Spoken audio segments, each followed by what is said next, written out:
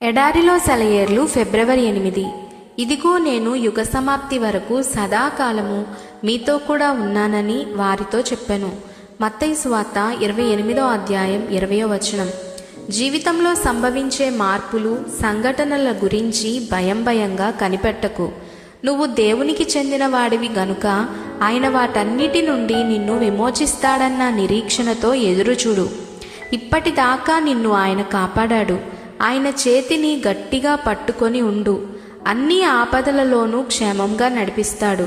నువ్వు నిల్చోడానికి కూడా శక్తి లేకుండా ఉన్నప్పుడు తన చేతులతో నిన్నెత్తుకుంటాడు. రేపేం జరుగుతుందో అని దిగులు పడకు. నిన్ను ఈ రోజంతా కాపాడిన నీ నిత్యుడైన తండ్రి రేపు రాబోయే అన్ని రోజుల్లోనూ నిన్ను కాపాడుతాడు. నిన్ను శ్రమ నుండి తప్పిస్తాడు, లేక శ్రమను భరించే శక్తినిస్తాడు. నిబ్బరంగా ఉండు. ఆందోళనకరమైన ఆలోచనల్ని, ఊహల్ని కనిపెట్టు. యెహోవా నా కాపరి. ఒకప్పుడు నా కాపరి కాదు, మరెప్పుడో నా కాపరి కాదు, ఇప్పుడు యెహోవా నా కాపరి. ఆదివారం, సోమవారం అన్ని రోజుల్లో ఆయన నా కాపరి.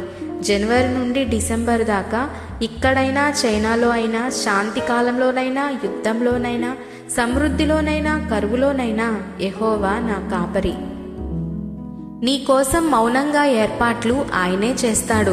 పొంచి ఉన్న వలలో నువ్వు పడకుండా నీ మార్గదర్శి ఆయనే.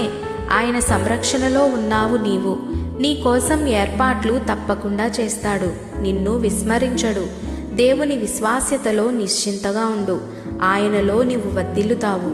నీ కోసం మౌనంగా ఏర్పాట్లు చేస్తాడు. అవి ఆశ్చర్యకారకాలైన అనురాగ బహుమతులు, కనీ విని ఎరుగని అద్భుతాలు. నీ కోసమే వాటిని చేశాడు. నీ కోసం మౌనంగా ఏర్పాట్లు చేస్తాడు. తండ్రి సంరక్షణలో కేరింతలు కొట్టే పాప, ఆయన ప్రేమలో మరెవరికీ వంతులేదు. నువ్వే ఆయనకి ఇష్టుడివి. నీ విశ్వాసం దేవుడి గురించి ఎలా అర్థం చేసుకుంటే ఆయన అలాగే ఉంటాడు. ఆమెన్.